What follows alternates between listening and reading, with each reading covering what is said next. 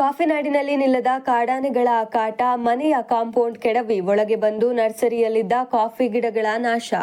ಕಾಫಿನಾಡು ಚಿಕ್ಕಮಗಳೂರು ಜಿಲ್ಲೆಯಲ್ಲಿ ಕಾಡಾನೆ ಹಾವಳಿಗೆ ಬ್ರೇಕ್ ಬೀಳುವ ಯಾವುದೇ ಲಕ್ಷಣ ಕಾಣುತ್ತಿಲ್ಲ. ಜಿಲ್ಲೆಯ ಮೂಡಿಗೆರೆ ತಾಲೂಕಿನ ಹಾಂದಿ ಸಮೀಪದ ಸತ್ತಿಹಳ್ಳಿ ಗ್ರಾಮಕ್ಕೆ 2 ಕಾಡಾನೆಗಳು ನುಗ್ಗಿ ಅಪಾರ ಪ್ರಮಾಣದ ಬೆಳೆ ನಾಶ ಮಾಡಿದ್ದು, ಮನೆ ಅಂಗಳಕ್ಕೂ ನುಗ್ಗಿ ಕಾಂಪೌಂಡ್ ಹಾನಿಗೊಳಿಸಿವೆ.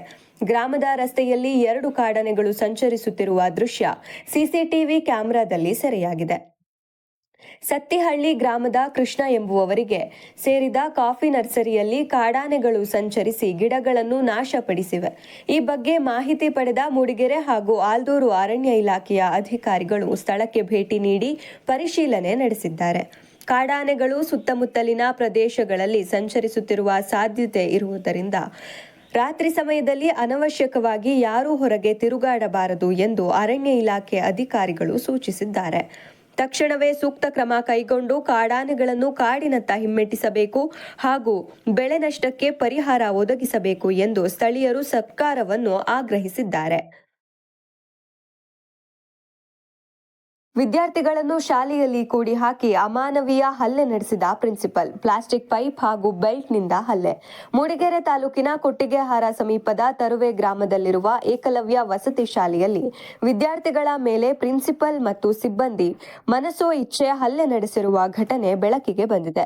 ಅನುಮತಿ ಪಡೆಯದೆ ಆಟವಾಡಿದ ಎಂಬ ಕ್ಷುಲ್ಲಕ ಕಾರಣಕ್ಕೆ 7 ವಿದ್ಯಾರ್ಥಿಗಳನ್ನು ರೂಮಿನಲ್ಲಿ ಕೂಡಿ ಹಾಕಿ ಪ್ಲಾಸ್ಟಿಕ್ ಪೈಪ್ ಮತ್ತು ಬೆಲ್ಟ್ನಿಂದ ಥಳಿಸಲಾಗಿದೆ. ಶುಕ್ರವಾರ ರಾತ್ರಿ ವಿದ್ಯಾರ್ಥಿಗಳ ನಡುವೆ ಸಣ್ಣ ಗಲಾಟೆ ನಡೆದಿತ್ತು. ಈ ಸಿಟ್ಟಿನಲ್ಲಿದ್ದ ಪ್ರಿನ್ಸಿಪಲ್ ಶನಿವಾರ ಬೆಳಗ್ಗೆ ಅನುಮತಿ ಪಡೆಯದೆ ಮೈದಾನದಲ್ಲಿ ಆಟವಾಡುತ್ತಿದ್ದ 7 ವಿದ್ಯಾರ್ಥಿಗಳ ಮೇಲೆ ಏಕಾಏಕಿ ಹಲ್ಲೆ ನಡೆಸಿದ್ದಾರೆ. ಪ್ರಿನ್ಸಿಪಲ್ ಸತೀಶ್ ಮತ್ತು ಸಿಬ್ಬಂದಿ ಶುಭಂ ಸೇರಿ ವಿದ್ಯಾರ್ಥಿಗಳ ಕೈಕಾಲುಗಳಿಗೆ ಬಾಸುಂಡೆ ಬರುವಂತೆ ಪ್ಲಾಸ್ಟಿಕ್ ಪೈಪ್ ಹಾಗೂ ಬೆಲ್ಟ್ನಿಂದ ಮನಸೋ ಇಚ್ಛೆ ಹೊಡೆದಿದ್ದಾರೆ. ಬಳಿಕ ವಿದ್ಯಾರ್ಥಿಗಳನ್ನು ರೂಮಿನೊಳಗೆ ಹಾಕಿ ಬೀಗ ಹಾಕಿದ್ದಾರೆ. ವಸತಿ ಶಾಲೆಯ ರೂಮಿನೊಳಗಿಂದ ವಿದ್ಯಾರ್ಥಿಗಳ ಕಿರುಚಾಟ ಮತ್ತು ಅಳು ಕೇಳಿ ಪಕ್ಕದ ಕಾಫಿ ತೋಟದ ಕಾರ್ಮಿಕರು ಬಣಕಲ್ ಪೊಲೀಸರಿಗೆ ಮಾಹಿತಿ ನೀಡಿದ್ದಾರೆ. ತಕ್ಷಣ ಸ್ಥಳಕ್ಕೆ ಧಾವಿಸಿದ ಪೊಲೀಸರು ರೂಮಿನಲ್ಲಿದ್ದ 7 ವಿದ್ಯಾರ್ಥಿಗಳನ್ನು ರಕ್ಷಿಸಿದ್ದಾರೆ.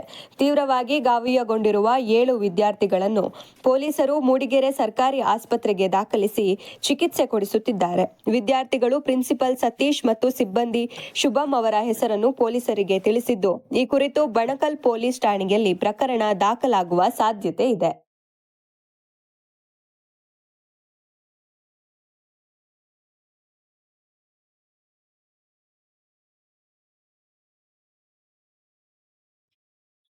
ಅಡಿಕೆ ತೋಟಕ್ಕೆ ನೀರು ಹಾಯಿಸಲು ಹೋದ ಯುವಕನಿಗೆ ಆಕಸ್ಮಿಕವಾಗಿ ವಿದ್ಯುತ್ ಸ್ಪರ್ಶಿಸಿ ಸಾವು. ಅಡಿಕೆ ತೋಟಕ್ಕೆ ನೀರು ಹಾಯಿಸಲು ಹೋಗಿದ್ದ ಯುವಕನೊಬ್ಬ ವಿದ್ಯುತ್ ಸ್ಪರ್ಶಿಸಿ ಮೃತಪಟ್ಟಿರುವ ದಾರುಣ ಘಟನೆ ನಿನ್ನೆ ಜಿಲ್ಲೆಯ ಅಜ್ಜಂಪುರ ತಾಲೂಕಿನಲ್ಲಿ ವರದಿಯಾಗಿದೆ. ಅಜ್ಜಂಪುರ ತಾಲೂಕು ಸೊಕ್ಕೆ ಗ್ರಾಮದ ನಿವಾಸಿ 25 ವರ್ಷದ ಪ್ರವೀಣ್ ಮೃತ ಯುವಕನಾಗಿದ್ದು, ಈತ ಭಾನುವಾರ ಮಧ್ಯಾಹ್ನದ ವೇಳೆ ತಮ್ಮ ಮನೆಯ ಬಳಿ ಇರುವ ಅಡಿಕೆ ತೋಟಕ್ಕೆ ನೀರು ಹಾಯಿಸಲು ಬೋರ್ವೆಲ್ ಬಳಿ ತೆರಳಿದ್ದಾನೆ. ಬೋರ್ವೆಲ್ನ ಸ್ವಿಚ್ ಆನ್ ಮಾಡುತ್ತಿದ್ದ ವೇಳೆ ಆಕಸ್ಮಿಕವಾಗಿ ವಿದ್ಯುತ್ ಸ್ಪರ್ಶಿಸಿದೆ. ಘಟನೆಯಿಂದ ಯುವಕ ಸ್ಥಳದಲ್ಲೇ ಮೃತಪಟ್ಟಿದ್ದಾನೆಂದು ತಿಳಿದುಬಂದಿದೆ. ನೀರು ಹಾಯಿಸಲು ಹೋಗಿದ್ದ ಮಗ ಗಂಟೆ ಕಳೆದರೂ ಹಿಂತಿರುಗುತ್ತಿದ್ದನ್ನು ಗಮನಿಸಿದ ಕುಟುಂಬಸ್ಥರು ತೋಟದ ಬಳಿ ಹುಡುಕಾಡಿದ್ದಾರೆ. ಈ ವೇಳೆ ಪ್ರವೀಣ್ ಬೋರ್ವೆಲ್ ಬಳಿ ಮೃತಪಟ್ಟ ಸ್ಥಿತಿಯಲ್ಲಿ ಪತ್ತೆಯಾಗಿದ್ದಾರೆ. ಘಟನೆ ಸಂಬಂಧ ಅಜ್ಜಂಪುರ ಪೊಲೀಸ್ ಠಾಣೆಯಲ್ಲಿ ಪ್ರಕರಣ ದಾಖಲಾಗಿದೆ. N4 ನ್ಯೂಸ್, ಇದು ನಿಮ್ಮ ಧ್ವನಿ.